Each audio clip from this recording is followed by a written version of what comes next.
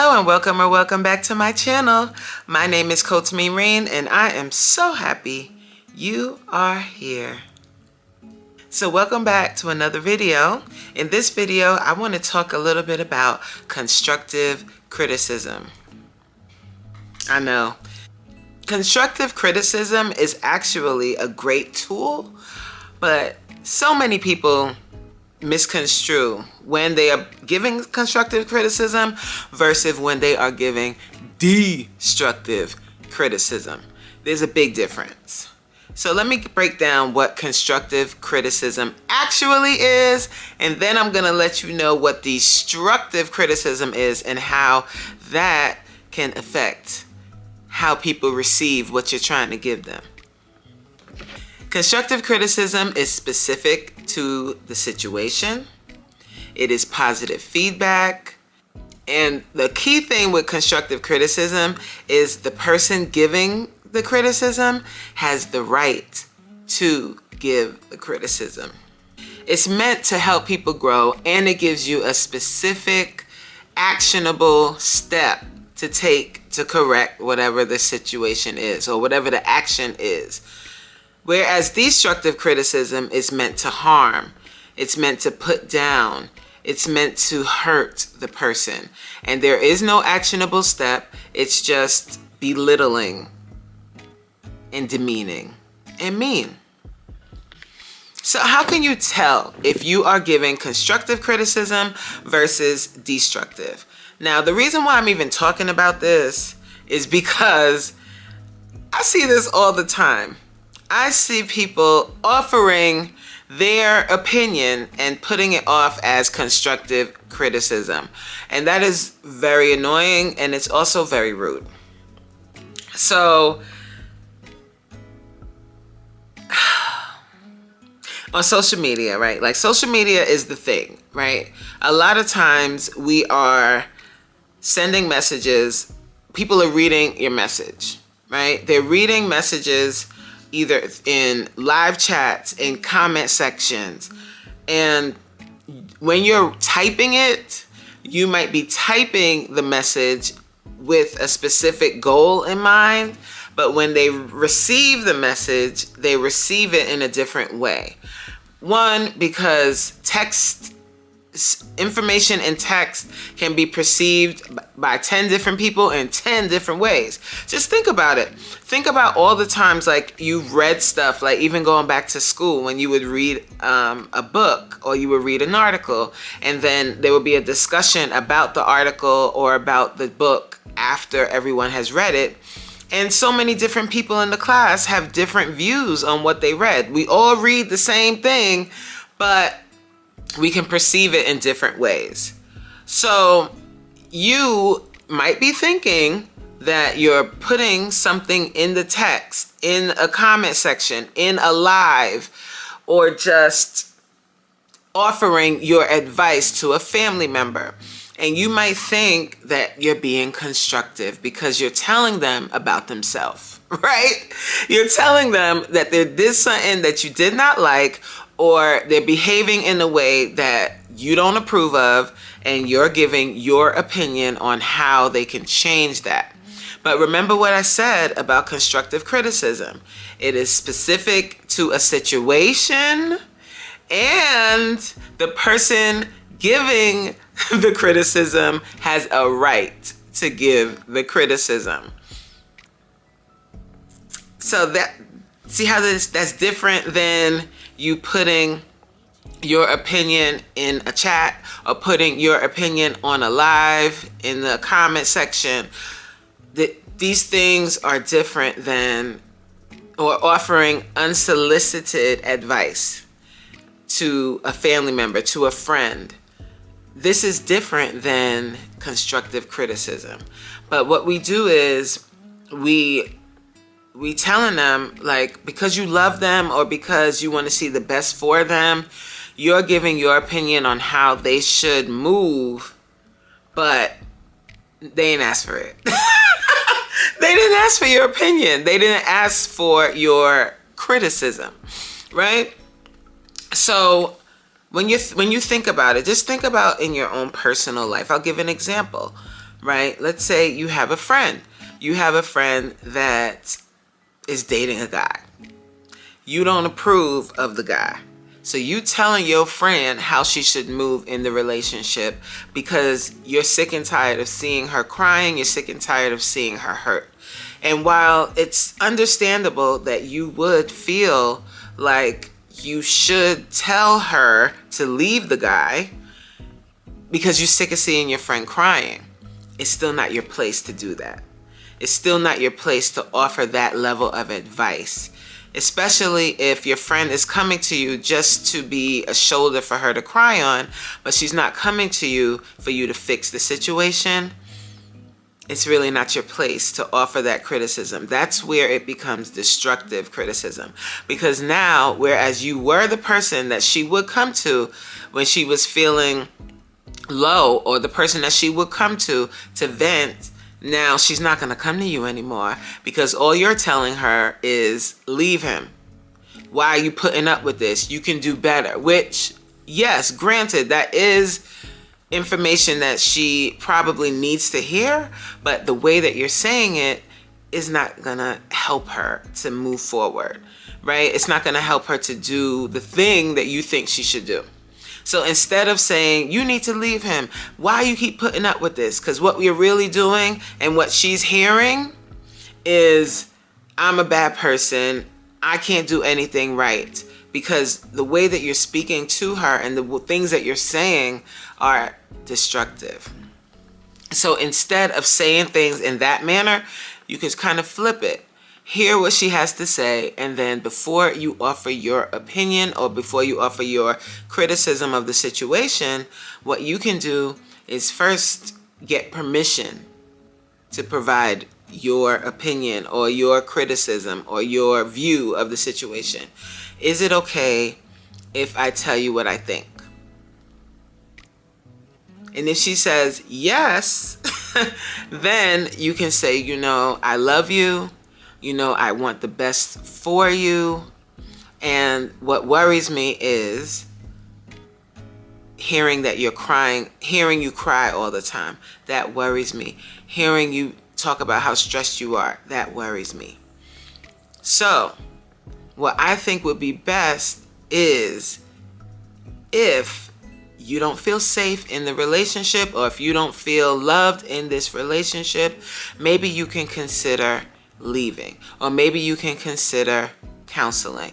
Talk to them in that way and say it in that way instead of saying, girl, you need to leave him. Girl, you need to this. Because in honesty, if that's not a realistic goal, or if that's not a realistic thing that the person can do at that moment, then you telling them to leave isn't going to help. It's only going to add extra stress and extra grief on top of what they're already going through. And now the one person who they thought they could talk to about the situation is no longer safe either. So just kind of think about that. When someone trusts you with their feelings, and the first thing you do is, you attack their feeling, that's something to think about. And this is a real life situation, or it's a real life issue, because so many of us are so quick to want to fix a situation, especially if it's someone that is close to us, especially if it's someone we love. We want to fix the situation instead of just hear them out and then ask them, is it okay if I offer you a suggestion? Is it okay? And if they say no, then you have to keep your mouth shut, because even if you say what you want to say, that isn't necessarily going to change anything. All you're really doing is building a wedge between you and the person. And you can use that tool, whether it be in your personal relationships or at work. Because at work, this is where it comes up the most, right? Especially if you're a manager, or you have employees that answer to you. If you have people that answer to you, you have a staff, this is where it really comes to play. Because there might be actions that you need to correct, but if you're yelling at your staff and telling them they're not doing their job correctly, this is the way they're supposed to do it, that's going to create a hostile work environment, and people are going to leave. Especially in this day and age, people are going to leave the job and leave you high and dry. So those skills of learning how to do constructive criticism will really help you. So the one thing that you want to do first, like I said, is always ask. Ask the person, like, this is what I need. Can I offer you some suggestions so that we can get that done? That's how you can say it for being a manager. If you're a manager and you're in a position of power, always, instead of like exerting or instead of flexing your power muscle, instead of doing that, talk to your staff like humans, like adults, and say, hey, in my job, this is what I need of you. How can I support you, or how can I get you there? Instead of, you didn't do this, you didn't do that, you're always late, da da da da da.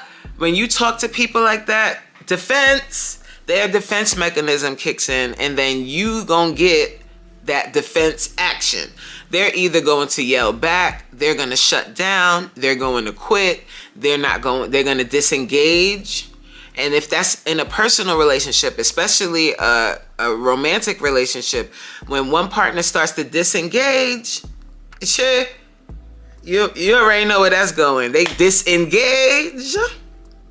That's going to affect all areas of the relationship when they start pulling away, because every time they try to come to you and speak to you, you're hitting them with that destructive criticism. You're not allowing them to speak. Or when you see something that you don't like in the home, and I must say, I see this a lot when it comes to women. And I love my ladies, and I'm all about building an army of strong women that take care of themselves. I'm all about that. But one area, and I think that this comes from us being overworked and overstressed. When we're at home and we see something out of place, or our loved one, especially our husband, the poor husband, when we see something out of place, or he leaves clothes somewhere, or he does something that we don't like, the first thing we do is, didn't I tell you to pick up them clothes? Who? First of all, hi, hello, can we talk? First of all, who are you talking to? That's your man. Be careful and really be mindful of how you're speaking to your man, your husband, the person that you live and lay with every night. Yes, it's annoying that he threw his socks on the floor. Yes, it's annoying that in the bathroom he leaves the toilet seat up, and he might not leave the bathroom as aesthetically pleasing as you like. Yes, it's annoying if he does the little annoying things around the house. Okay. But how you speak to him and how you pour into him is very important, you know. Like, we just have to check that. And I'm not saying that you, particularly the person watching this right now, does that, but quite a few of us are guilty of this. And doing that with our kids, like screaming at the kids. Oh, I'm sick of everybody in this house not doing everything. La, la, la, la, la. What would really help, instead of that reaction, and I get it, it's because you've said it a lot of times. You said, please keep the house clean. Please do this. Please do that. But again, that is not giving an actionable step. You're not breaking down your reasoning why. And if you start to do that, you might see a change in how people react, or how people do what you want them to do. It's all in, you know, you ever heard the saying, you get more, what is it? I forgot how the saying go. You get more flies with shit than something like that. Anyway, if you're nice, you get more things, but not even nice. If you're respectful, and if you are mindful of other people's feelings, if you're always barking at your children or barking at your husband when they don't do what you want in the house, I get that it's annoying, and I get that you're stressed, but that's behaving that way or communicating that way is not going to get it, sis. It's not. So instead, if you can do what I'm talking about with the constructive criticism and break it down in this way, maybe you'll have a better outcome. Explain that it requires, and without being super naggy. Okay. I know, no, we don't like that word as women, but please, just follow me. I have a lot on my plate, and what I need is for everybody in the house to pull their weight. We are in this house together. We are a family unit, and in order for us to have a happy home, we need a clean home. So if everyone could do the chores that are asked of them, it would really help take the stress off of mom. Please help me. Make yourself vulnerable. Then you have chores for each person. When they do the chore, be like, I see you. The dishes were done. Thank you for that. Thank you. If you ask so-and-so, and make sure if you're going to have them do the dishes, say, can you do the dishes, please? Like, the dishes need to be done. Make sure you do them before you go to bed.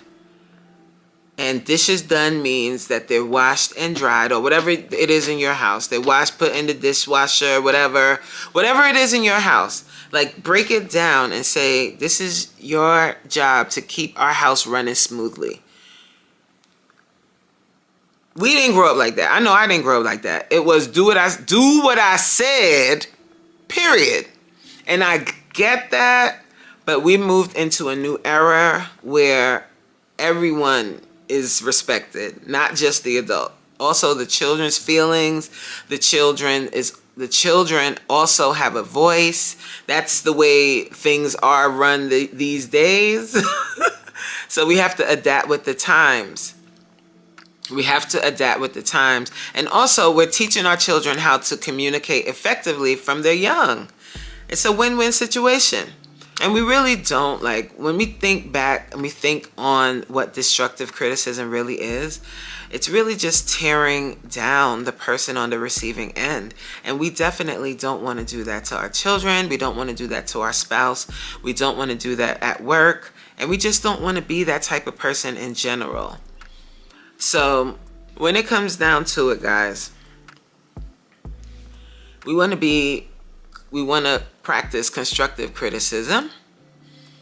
And that's pretty much the bottom line. Like, I know for me, for a long time, I just spewed whatever the heck I wanted to spew.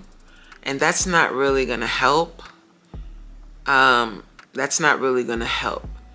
Like, what you want to do is always lead with the positive. Give people affirmations. Let them know that you appreciate and you see them. But then give them areas where they can improve or grow and glow. Grow and glow, right? Where they can grow and glow. Give them areas for improvement there. But you don't want to break people down. You don't want to hurt people to the degree where they don't want to do anything. Right? So I hope you got something out of this video today. I thank you for watching. And as always, I'll catch you on the next one. See you later. Bye. It's not the diamond. It's not the diamond. It's not the pearl. It's not the pearl. I'm that girl. I'm that girl. It's just that I'm that girl.